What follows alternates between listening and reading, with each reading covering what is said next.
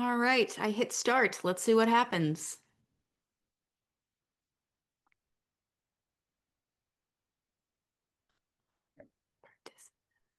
All right, people are starting to pop in. Hi, I'm Katie McKean, the community manager here at Reversing Labs. We're about to get kicked off in the next few minutes. We're just waiting for people to pop in. So stay tuned. We've got great content coming for you today. If you can, as you join the chat, please let us know where you're tuning in from. Personally, I'm tuning in from Alexandria, Virginia, here in the US. And we have guests. Valdette, where are you coming in from today? Basically, I'm based in Germany, near to Frankfurt, quite half an hour from Frankfurt. Yeah, that's where I'm joining today. So I'm thinking the sound of music, like peaceful vibes right there. Christian, what about you? Well, I'm tuning in from Brussels, Belgium. Nice. I'll be seeing that area, neck of the woods, in about 2 weeks. So I can't wait. Maybe we can meet up for coffee. Yeah, or a Belgian beer. That's also always nice. That's also a good one. That's also a good option. I'm starting to get jealous. Hey, it's just like a train ride or a flight away, maybe. That's true. That's true. Next time we'll have to find somewhere in the middle. That will be the ocean, so that might be not the ideal place. Oh, yeah, But that's true. All right, so we're about to kick this off. I see we've got about 10 people who have popped in. As I said before, my name's Katie McKean. I'm the community manager here for the Spectra Assure community at Reversing Labs. Today, what we're doing is we're doing our monthly community webinar where we invite guests in from the community who are well respected in their fields to help teach us a little bit about different topics that the community cares about, ranging from security, best practices, or things you can implement to help improve your security posture. So today is all about from static trust to dynamic verified trust. What does that mean? Traditional software supply chain tools typically focus on verifying the integrity of code and binaries, but they often overlook the human element behind those changes. So today we're talking all about identity and access management and identity governance and administration, and how this fills the critical gap between introducing dynamic, context-aware trust into the development lifecycle. And with us today, I'm very excited to welcome back one of our panelists we had on, Valdette Kamai. So welcome back, and we have Christian Bartles. So before we get into the meat and potatoes of today, Valdette, why don't you tell us a little bit about who you are, where you're coming from, and your interest in today's topic? Thank you, Katie. Thank you for being here. Thanks for everyone joining. Yeah, as you already mentioned, my name is Valdette Kamai. I'm the managing director and CEO of the Umbrella Security Operations. Running my own business for more than maybe 2 years now, but being in this business with identity management and identity governance, privileged access management, all those identity and access management topics, around about 8 to 10 years, maybe now. I'm usually doing business in industry of finance and insurance. So following all those regulatory requirements which companies has to fulfill, we help them, we advise them, we implement solutions, and that's where we feel good. That's what we can do, and happy to be here. Thanks for coming back. And newcomer, Christian Bartles. Tell us a little bit about yeah, where you're coming from and what your interest is in today's topic. sure. So quickly, my background. So fun fact, Valda and myself, we studied together. That's indeed like kind of 10 years ago. So same time I'm in the field of cybersecurity, identity and access management, identity security. I used to be a CISO myself, so was running the whole security department for a major player in Germany. But then kind of switched sides with the mission of not only making one organization more secure, but also doing that at scale for many organizations. So now leading the commercial activities at the Limity. Limity, are we doing? We're going to talk later on a lot about identity and access management, identity governance. What we are offering our clients, I always call is a bit the glue in between the topics we're going to touch upon. We have identity visibility and intelligence platform. So basically giving a lot of insights, who has access to what in the organization, which is going to be a crucial part on the topic we're going to touch up on in a second. So that's shortly my background over here. Well, thanks for being here. So let's dive in. I think I'd like to level set to start this conversation as to why static trust is no longer sufficient in modern software supply chains. What does that mean in static trust and how are things different now? We heard a lot about this last week when I was at DEF CON or Black Hat, so I'd love to dig into this a little bit further. Christian, you want to start? Sure. So I think it's all about the speed, let's say, we innovate, and also the way of software development or just managing the whole software life cycle changed over time, right? So it used to be something that was also made in-house and also where we make software for. It's simply now made for the cloud with more people having access to certain things with dynamic teams. Also the way we in general work with people offsite, people on-site, hybrid roles, all those kind of things. So I would say we are working now. So just also besides on only focusing at what we do, but also just the way how we do things changed dramatically to all the years, let's say, before, how IT was before, where you had your own, let's say, kind of safe space with on-premise environments that were kept from the outside world, all those kind of things. So where you were in one or another way, yeah, maybe not safer because things are evolving all the time, but it was fundamentally different. So just also from a dynamic, let's say, the environment where we work in and how we work and how we develop change a lot. So I think that's on the first part, let's say, the things that changed. Yeah, I can just agree. I can just agree, and maybe just to add some things. We are now living in a, not say in a daily basis changing environments, but things are moving really fast and really dynamic. So a few years back, we used to do authentication from human beings and non-human beings or machine identities on database basis. Like everyone had his own authentication methods, and things are changing. It's going to the cloud. There are providers. There are different kinds of authentication. It's going to be more secure. So having this old thing in mind, username and password, and not changing for, I don't know, I had a last customer for when I did a discovery, like 23 years, you won't believe it, was the password age when we discovered. It was like, where are the policies? Where does security start and end for you? So it's not secure enough. Let's put it that way. So we have today more attackers, more different kind of attacks, different solutions. So we have to adopt and make dynamic and verified trust. Yeah, I couldn't agree more, especially with some of the hacks we've seen recently where, open source maintainers' credentials are getting stolen. So it's like, how do we prevent those types of things from occurring? Because, millions of people rely on these projects. So if one person gets access to it and is able to put malware in it, that's a huge problem. And it's not an isolated incident. Okay. So yeah, I think maybe to add just something about that, how we can maybe protect ourselves. I mean, we are every time seeing every day like passwordless or multi-factor authentication. And then indeed, it doesn't really matter if someone has your password. You can even share it with them. Here it is. Take it. You can't do anything with it because you will need a second factor, a third factor, or maybe passwordless. So that's the future. Yeah. And maybe also to add up on that, so indeed that's a protection layer from attack point of view. I think was one of the more recent Gartner studies where they claimed that 94% of the attacks nowadays they involve identity, right? So kind of what we used to say. Hackers don't try to hack in anymore. They don't try to deploy some code first. They try to kind of walk into the front door, get somewhere some credentials that are valid, log in, and then act as another person. And then you're like perfectly able to kind of, of course, walk around, let's say, in digital environment and do certain things, deploy code, change certain things. And that's why you really want to be in control of that. So that's also, let's say, from the way how security and especially then when we talk about the dynamic versus static, things change also because on the attacker side, things are changing. Yeah. I think that's also an important focus part over there. I think that's well said between both of you.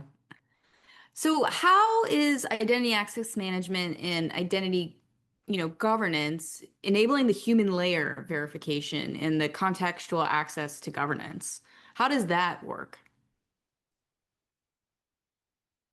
But you want to go? Or I can go for it.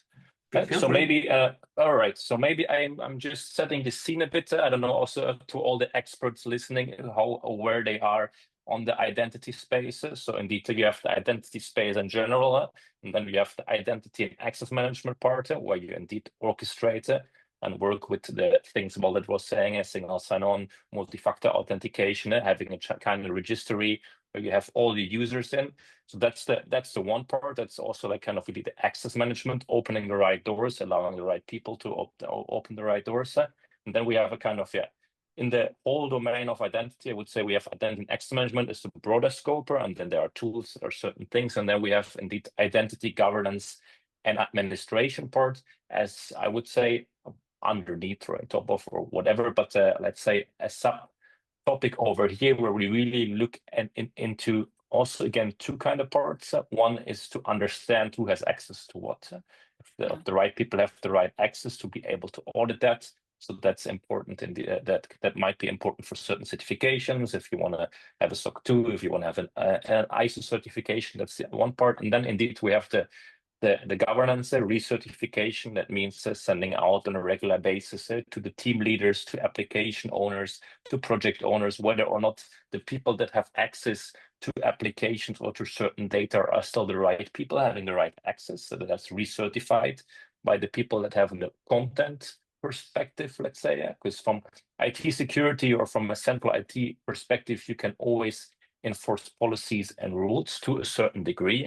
So someone, I would say, start with the orphaned account. So someone who doesn't has an employment contract anymore or no service contract with the company, there is no reason that that person still has access to the environment, right? So those are kind of certain things that you can kind of enforce from a central IT perspective. When we go a step further, we want to take a look at the content. Does that person that still works for us has access to the right stuff? You have to talk to someone who is an expert in that, and that's typically either the managers, application owners, those kind of things. And then we have the automation part, which is then all the workflows, join and move a leave processes in order kind of to automate certain of those things, and especially when you're a complex organization that you have kind of roles defined, a developer from a certain team has a certain role, automatically getting the right access when onboarded, only the things the person has access to, that person gets promoted to senior developer, team leader, or whatever, certain access rights will change. And then when that person might want to take the lead at another organization, retires or whatever, that automatically when that person leaves the organization, all the access that person has will be revoked. So you have, and then indeed again that gets closing a loop kind of is having the visibility about that, collecting the audit proof that you're also not able to your own risk and compliance reporting, but like well, etc. Especially when you're in the financial industry here, that you're able to report based on that to be compliant with the DORA regulation or with the national bank. So those kind of things.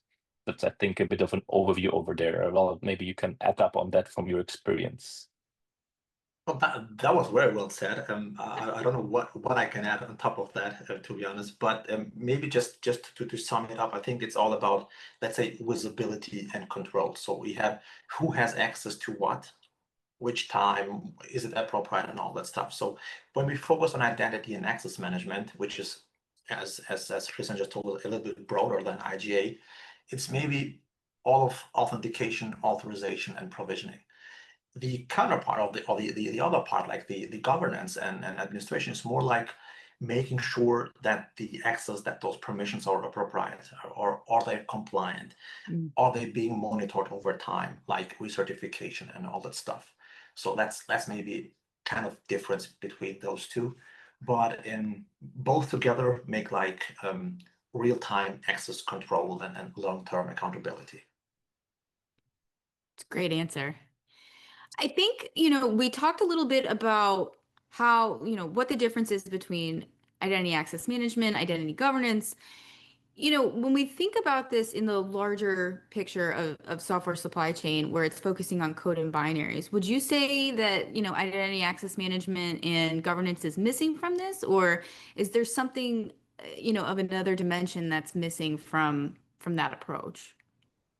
I would the fast answer maybe yes, it's missing, or yeah, it's something in between, right? So like we said in the beginning, that environment is changing, the way how we do code, how we use also more open source libraries, all those kind of things. Everything is changing pretty fast there, and also the risk that implies also kind of the third-party risk. We saw it for like some attacks the last couple of years, where indeed, especially either state-sponsored attackers or really sophisticated organization not focus on hacking the organization primarily they want to hack, but kind of trying to get into the software where they know that's deployed at that customer. So it becomes more, or it's just like crucial, or the basics that you make really good software and also secure software. And then actually, and that's quite of the fun part, we have quite some customers that make software.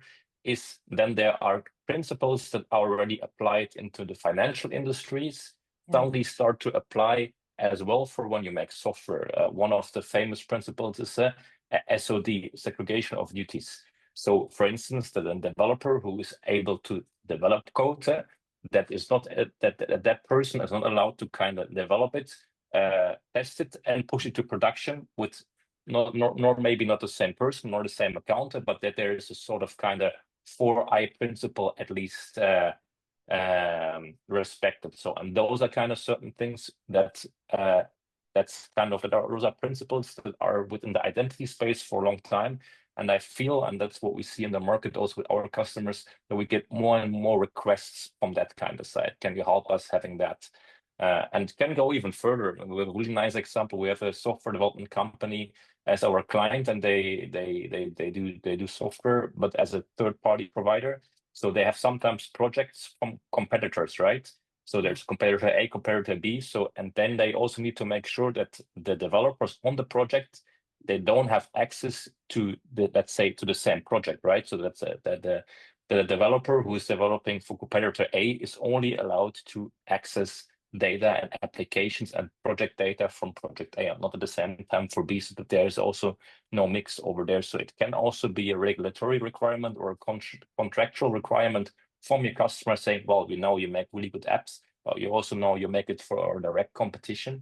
So we need you to make sure that you can prove to us that the people that work on our project don't work at competing projects at the same time. Yeah. Yeah, I think maybe just to add something, or just to confirm what Christian just told us. I think it's really important to have great role model when it comes to development environment, test environment, and production environment. So we do never want to see the same guys having the same access on all three stages. So it should be really, and that's again the identity management, the governance thing, the SODs which just came up, which should not allow in any case to have access to all those things. There is something more than that, which we didn't really talk about it, like the privileged access management, because pushing code in production may be some privilege use cases. So there are other tools which maybe can monitor, make session recordings, have analysts behind that, which maybe needs to be discussed in a different session. But it's also like a small topic of identity management. But I think the A&O is to separate those things, to not allow the same people having the same access over all stages, and just make sure that they are following rules, following policies, following frameworks. And that's the case. So I think that's a good point, though. How does the context, like role, entitlement, or timing, really influence an action, in the software supply chain if it's trustworthy? Because like you said, there's different actions by different roles and timing to see, because no one person's going to have access to everything. So how does that work out? Christian, should I go ahead? I mean, yeah, let me just first, yes. So, Katie, you're asking how do we establish that into a company to make sure that this is not happening? Yes. So it's kind of okay. So there are two different kind of role modeling, bottom up or the other way. And it depends on what strategies the companies are following. I know that in many cases, not good, but in many cases they are just accepting that risk because there are not enough manpower in the company. So one person has to do it in test, in depth, and in production. But we should really go for a very good mature model of identity access management roles and permissions to really understand that model, understand what different permissions can do when they are combined together. How to say that word is missing, Vererbung von Berechtigungen. How to say that in English? And when they inheritate the different exactly inherited exactly that word was missing. So if we have one special permissions which is critical or is privileged, we should not mix it up with any business daily roles. So we should separate that. Okay. Yeah, maybe indeed to add up on that, indeed. So there's the top down or bottom up approach, depending what you want to do. But I always recommend to do it nowadays data driven, right? Because what we see there, especially in data, when we talk about inherited groups, nested groups, those kind of things, when we work with the limited organization, what we see there's a sort of technical debt just because things were done in the past a certain way. Things are changing, as we said in the introduction. So to really take a look at and then actually work on a risk-based approach to see, first of all, how does our environment from an identity security perspective looks today?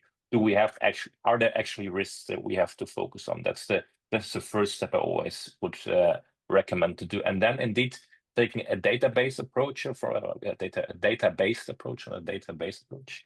But taking a look at how does our identity data look today?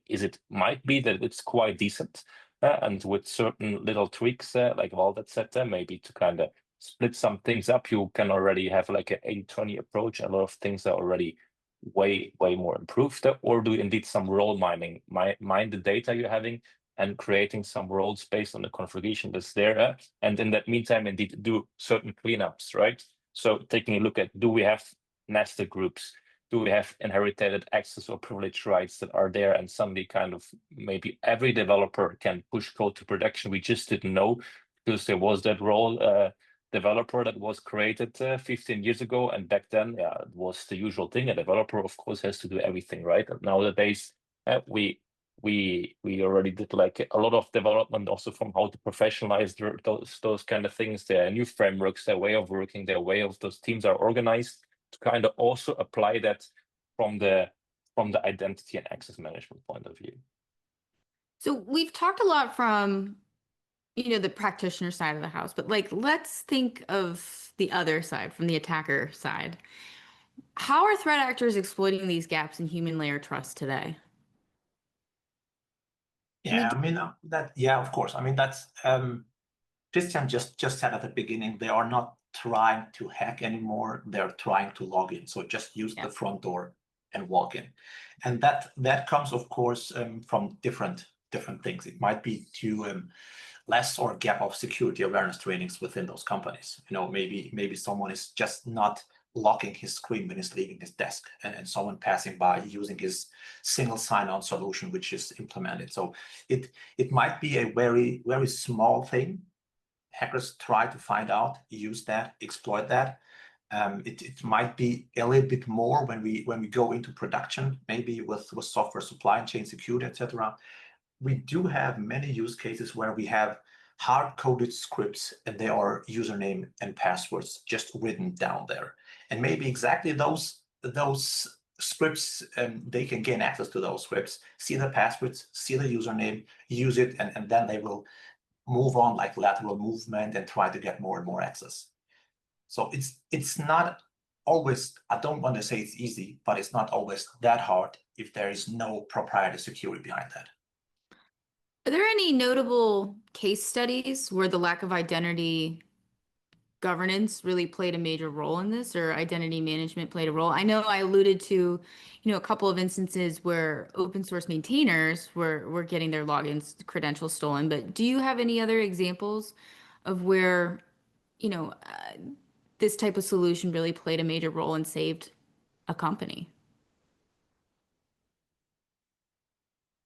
There are plenty. Most of them I know they are confidential, so I'm just Yeah. thinking out of. I mean, also there are the positive examples, right? So I think, and also then you sometimes don't know about them as if you do all the kind of things right and nothing happens. That's a bit, let's say, also the main disadvantage of the industry we are in, right? With security is so when you do everything good and nothing happens, best case. Yeah, okay, good, nothing happens. But if something happens, then there is always someone to want to blame for. So I think there are a couple of organizations that do a great job over there. And is there something that's public in the media? I think maybe something that was quite well known in the past, went also to the news a lot, was we were talking about Belgium before and the beautiful city of Antwerp. The city of Antwerp had a huge issue last year, so where they actually haven't done anything in that space, and where indeed outdated policies, no professional identity and access management, and led to that hackers could hack in and got even to personal and quite sensitive information of the citizens of the city, right? So that's one of those examples, and that's also when we talk to organizations. Yeah, you really don't want to, and that's also the downside. Let's say you don't want to be the security responsible. You don't want to be the CIO or the head of development of an organization that got breached just because an outdated password or just because you don't have that right. Because at the end of the day, it sounds fancy, but in my opinion, those are basics you have to have under control. You need to know who has access to your organization as well. Always give the example. Well, you also want to know who has keys to your apartment or to your house. You don't forget that. Or you have a list maybe that your parents have one, your best friend has one, and maybe the housekeeper or whatever. But you would get nervous, or I would get nervous at least if I would distribute that randomly and don't know anymore. Then I would start changing locks.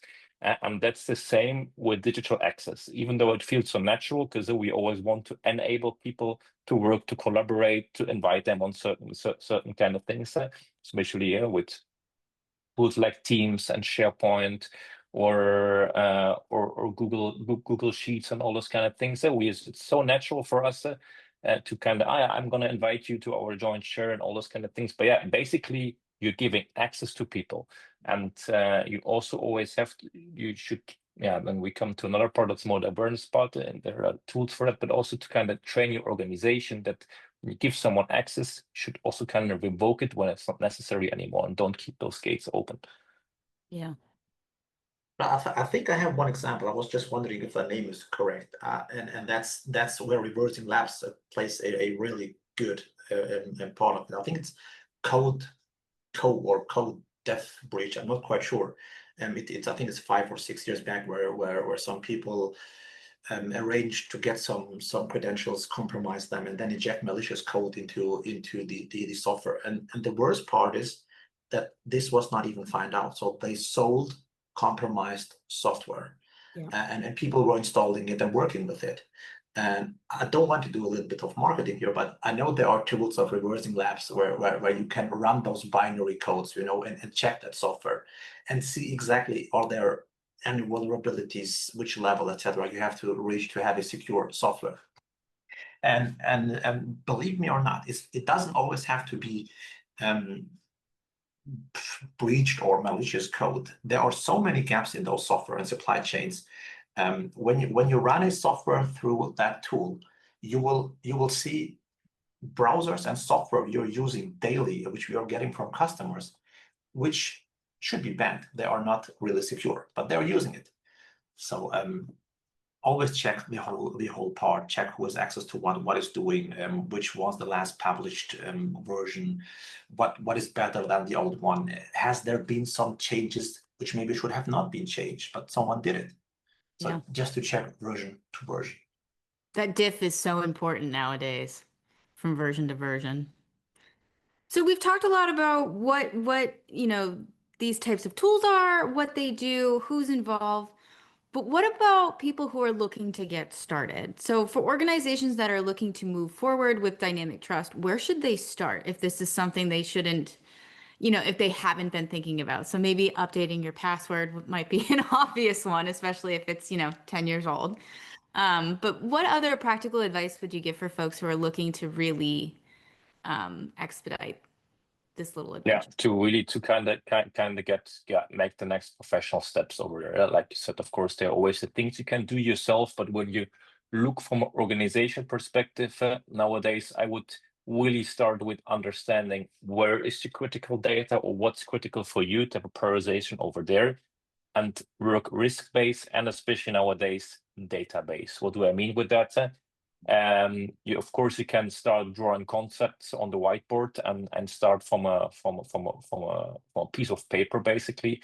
But I think in that kind of dynamic changing environment of more tools, more systems, AI we haven't talked about yet, but more also tools that get access to machine identity, so kind of things. I think it's not impossible, but it's ton of work if you do it that way. So that's why I think I really do it data driven, connect to the different applications you have, read out who has access to what, make an overview, and from then on start kind of cleaning up and professionalize your journey. And then certain things, and those are things, for instance, the umbrella associates help you with to really to kind of to the whole process of doing that, from understanding where do you stand now, looking at the data, giving the right advice, what needs to be done, what kind of are there tools necessary, and what kind of tools would make sense at that stage for your organization. But I think what you should take out of the webinar today, really to kind of work on the one hand side risk-based, and on the other side work data-driven. I think that's the way to do those kind of things in 2025. Exactly. I would like to add a few more things. We are doing a lot of implementations, requirement analysis of identity and access management tools, and then privilege access management tools. I do face many troubles talking to different departments. So it's usually we are used to work like that for 10 years. Nothing happened, and we then always say there is no one which is not or who has been breached until now. There are those who knows it and those who don't know it yet. Mm-hmm. So you have to implement something. And first of all, trying to talk to those different departments, try to understand how they are working now, to not try to really change the whole workflow, but adapt solution to their workflow, so they do not face tomorrow different processes. Yeah. So that's the first thing. The second thing is, of course, to have a look what assignment you can buy a solution which covers everything, but do you need that? It's like having a car, driving a Ferrari or driving a I don't know, a BMW. Both will bring you to that point, but which one do you need? So talking to them, see which solutions do fit their need. That's very important. Follow a little bit the strategies. Are they more like cloud driven or on-prem, etc.? Because we have now different vendors offering only SaaS solutions and different offering hybrid or only one of them. Talk to them, and then of course have a great plan to have let's say a list of all their applications would be a good approach to see, what do we need to onboard to the system? How do we onboard them to see what kind of interfaces they offer? Is it an API base? Is it an Active Directory? Can we onboard an Enter ID? So to see those different things. Then to see how we can provision people, who has access now, discovering the actual state. Maybe you will find a lot of orphaned accounts, a lot of emerged accounts, which are not being used for many years. And we always try, or we always say, like, do not touch your running system, but you have to do that as well. You have as well to look at that system and see, is that correct? Is it fine? And then what we also often see is people not regularly doing update and all that stuff on system, because it is working how it's working. Do not touch it. And they do not close gaps. They do not close any vulnerabilities when they do not update things. So it's when we try to tell people start here, it's not that golden point. Like, this is where we need to start. It's more like coming from all sides and having somehow the middle. Yeah. I think that's a great 100%. analogy because you can't, like you said, go at it from one side because there's so many different things that you need to be looking at and keeping a pulse on at the same time. When we're talking, and I think it's a great point you both mentioned, is you have to have everybody involved in this process, and it's not about totally reshaping, their workflows, right? Because that's disruptive in itself, and then you might face pushback. But are there challenges in general when it comes to integrating, IAM or IGA solutions into these DevOps and CI/CD workflows that we see? Yes. So what we see there especially is the kind of second part of all it was talking about, right? The automation part, the provisioning part, those kind of things. So because that indeed that interferes with the way the organization works. And I'm always challenging it because that's sometimes also is not really necessary, right? So it depends on organization to organization. Well, especially when you have distributed teams, those kind of things. But what is really critical is having that central visibility, right? Having the understanding, seeing if if there is something not how it's supposed to be. So that's also kind of what we advocate for at Limity. Really start with the visibility first to understand, to see where there are certain risks, and that's totally not intrusive. You don't change anything from the way people work, but you will make sure that either the central security team or the quality assurance team will have that kind of overview to see whether or not the things are done in the right way. And when you did that for a couple of times and you get comfortable with that and you see patterns there and you can translate that into roles, then it's the perfectly clear next steps to kind of start, okay, now let's provision that, let's automate that, let's make workflows on that. Also kind of to decrease amount of tickets, decrease like let's say the manual labor that's needed to do certain administration part. But what I see out there, and that's a challenge, a lot of people want to start with, we want to reduce the manual labor and we want to automate things, and let's just automate everything we have now. But then you automate something that might be chaotic, that might be vulnerable at scale, and that I think is a security pitfall you don't want to do. You want to start from the data. You want to start from the visibility, understanding who has access to what, improve from there. While it's not intrusive, so you also won't interfere with the productivity, with the way your team is used to do, because that's also something what we don't want to do. Actually, IT security people never want to interfere. They don't want to be always the bad guys making life harder or making life more miserable for people working now. So that's why I always say, let's start with a no intrusive way, visibility, intelligence first, having that, and then when you have a really good kind of you built a fundament to kind of build up on, and then depending on the organization, depending on the use case, it might be the perfect way to start off automating, provisioning. But for some organization, that might be the level they need and want to be at, and they don't actually have to go there. And that's also a misconception that CIC. Everyone thinks, we have to automate. It has to be by a click of a button. It doesn't have to, and it's sometimes that I think you did also plenty of projects over there. Sometimes there's also no ROI because that's mostly also a really expensive part of going down that road. I wanted to have that human part here as well. It's not always technical challenges. It's sometimes just the people behind it. Yeah. So sometimes they don't even know what their own application is doing. So that's a crucial part. Everyone should be the god of his application, like application owner and manager, and should really know how it works. That's sometimes a big challenge, just to understand what the application is doing and how we can onboard it to a identity and access management system. And of course, I think it's again this rapidly, dynamically moving workflow. There is no that company working only with one solution.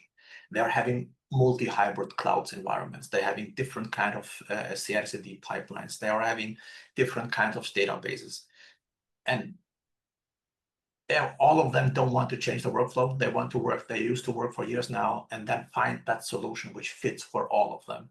That's not easy. So some is going to be happy. It's out of the box supported by the solution you're implementing. Some are not. So for some it's changing, for some not. But to have a better standing in those projects, I think it's also important from the top management level to bring it down that this is the solution we need to implement because of this, because of this, because of this, because we have findings, because we have regulatory requirements, we have to fulfill it. That's the solution. So please work with the team and work with them. I think you both brought up good points about, one, the developer oversight, right? You don't want to kill them, which Christian said. So it's how do you keep that developer velocity while also having oversight with the balance? And then what you just said, Valdez, where it's a cultural shift almost, right? When you're talking about these different things, because nobody wants their workflows to change, but they got to meet in the middle somewhere. So are there ways that you would recommend that, engineering, security, and even identity teams, we're starting to see more of those now, work together to support this dynamic trust initiative that needs to occur in companies now? Are there certain things or topics that they should be looking at within their workflows to see how they can work together and not completely reinvent the wheel and make it so just one person's happy?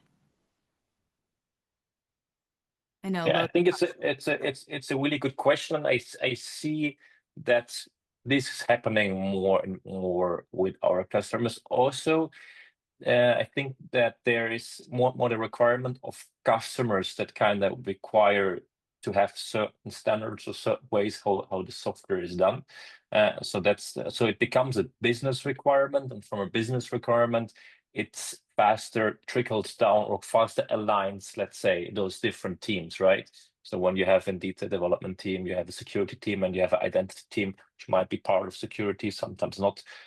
But this creates alignment. So I think the alignment is really important over there. So I think when you look from a business leader perspective and you want your organization to align, let's say, over there, make it a business priority in a certain kind of way, because it's kind of it can enable business, it can protect your business. Like I said, from the worst case, you don't want to be the organization, or like Walid said, don't want to be the organization implementing malicious software at your customers. You don't want to be, if you're more looking at end customers that make maybe software for yourself, you don't want to be the responsible the security responsible that organizations got hacked because of an account from someone who retired 5 years ago, all those kind of things. So that's the worst case. But you can also indeed kind of you have less effort in doing security audits. You have less effort from financial audits, all those kind of things. So it can enable your business, or you're just able to get a certain certification, which then enables your sales team again to sell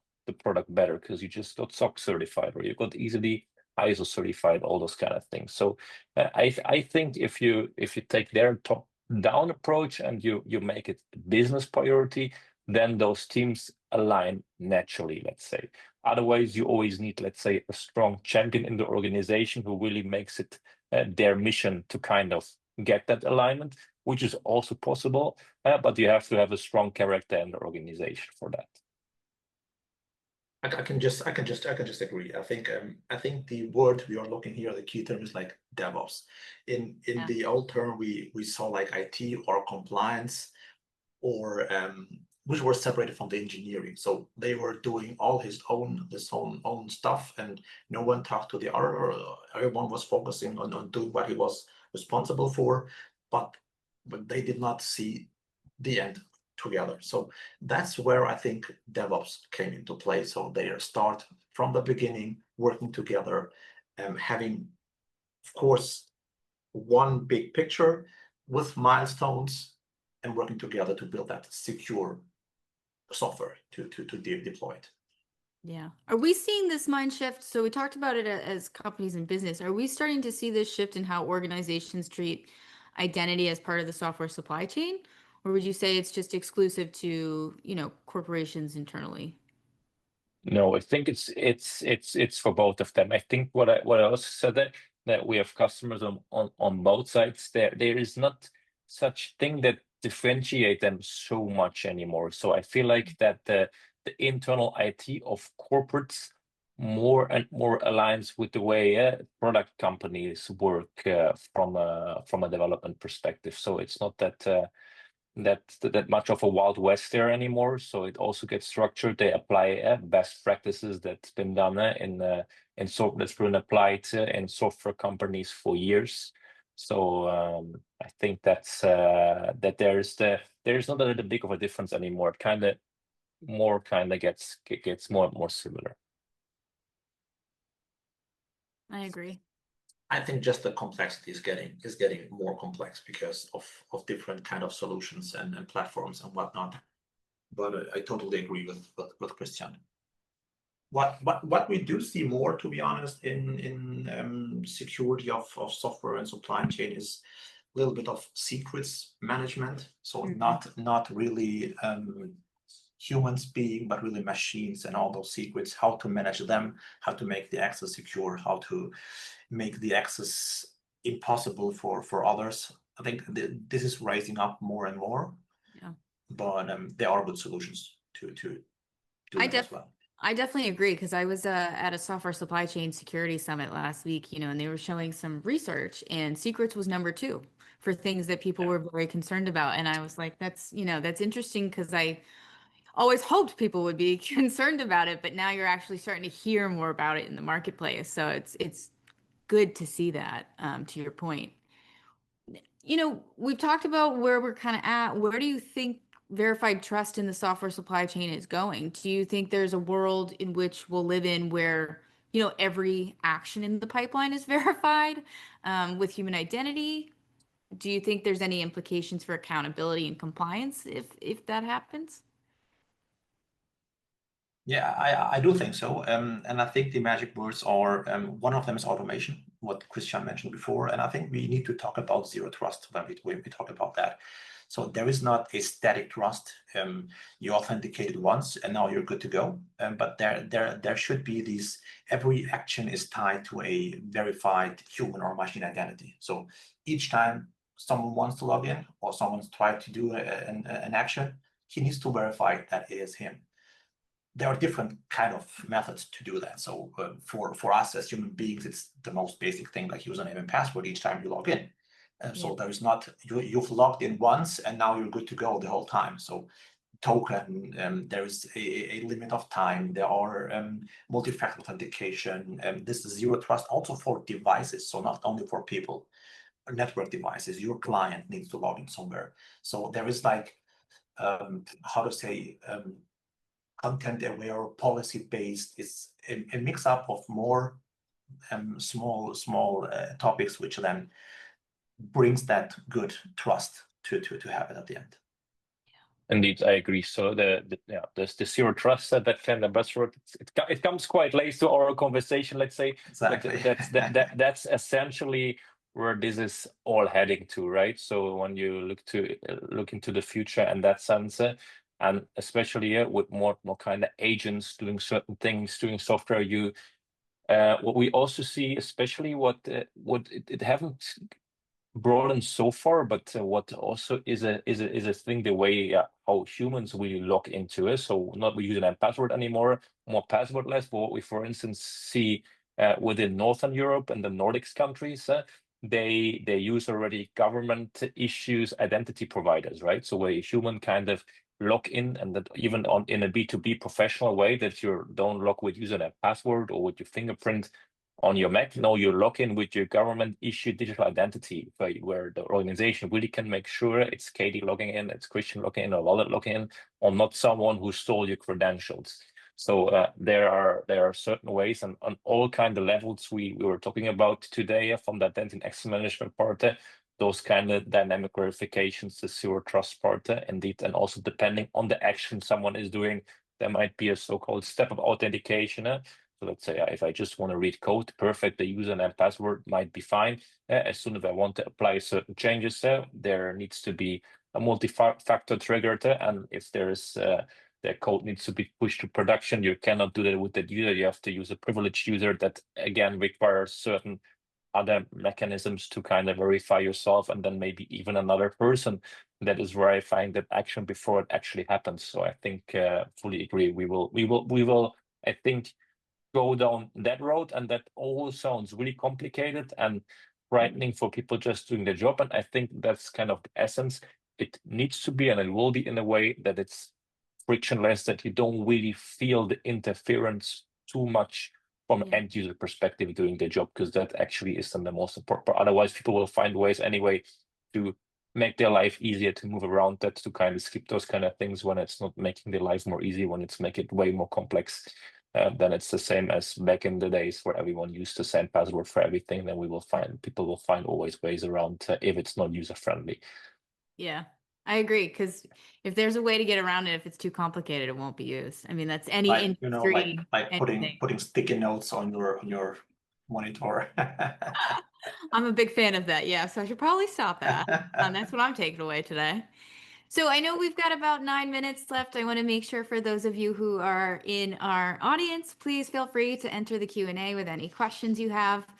But Christian and Valdette, I want to round out today's conversation in that for you guys, what is your top piece of advice, given the context of everything we've talked about today?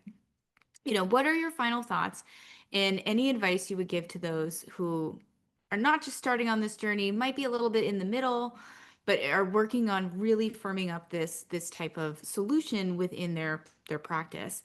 Any final thoughts on this? Yeah, maybe for me it's gonna be repeated, but I think two things: really understanding who has access what, the visibility part, and if you are doing it, or if you're in the middle of doing it, or even at the beginning, really do it data driven. Don't do it manually, because it's gonna be overkill for you. So those kind of things, really understand who has access to what first, and if you do it the data driven way. I knew you were going to go data, and I was like, it's good. We're getting it in a few times to make sure it sinks in. Valdette, what about you? I agree with Christian. There is no doubt and not a lot to add. I would just maybe add something like, it depends where you want to implement a solution, or where do you want to start. Is it a company just doing it because they want to increase their security, or is it a company they need it because they need to fulfill some requirements? Understanding all those, there are many small pieces which doesn't make sense at the beginning, but maybe later it becomes a whole picture. So try to understand everything, like starting from a digital identity. What's an account? Can you have more accounts? What's a non-human account? What are permissions? What are groups? What are role-based access? What is group-based access? So there are many concepts you need to understand to get things right. And I think this what Christian just told is the advanced way of having data driven and all the stuff, and what is definitely the future. So this is going to come, and that's a good way to do it as well. And I love the data-driven approach, because you have all this data to back up decisions you're making. It helps you inform where you want to go based off what you're seeing. So it's really intelligence by design at that point. Valdette, Christian, thank you so much for taking the time to be here with me today and explain some of these things to me. I know I personally learned a lot, especially where our paths intersect between software supply chain security and identity access management. For those of you at home, we do have our free tool, Spectro Assure Community, who is helping sponsor today's webinar. And that is where you can go look up these packages. You can see the history on them, version difference. So go check out secure.software. We talked a little bit about some of the things today that you can take a peek on there. Christian, Valdette, any final resources you want to share with those at home? Well, I think you can, if you check out our website, limity.com, there are plenty of free white papers how to start data driven. So when you're interested in that, feel free to take a look. That might be an interesting one. Indeed, maybe a good one to put it in the chat. I will maybe also do that. Perfect. Oh yeah, it's already there. Perfect. It's already there. Yeah, it's already there. Your colleague already did that. That's perfect. So then take a look at that, and you will find everything there. Also a link to book a meeting if you want to have a one-on-one session, diving deeper into those topics. Perfect. And Valdette, I see you put your link in there. So just can share the same. Feel free to follow us on LinkedIn, add us, make questions. We are happy to help. Okay. So thank you so much. And then, there's also other resources we have here at ReversingLabs, beyond virus total, VS Code, supply chain attacks. So unmasking some of these and deeper, richer insights. But thank you so much for taking the time here today to learn with me. Next month, we'll be doing all things about vibe coding. So tune in next month to learn more about it. Thanks.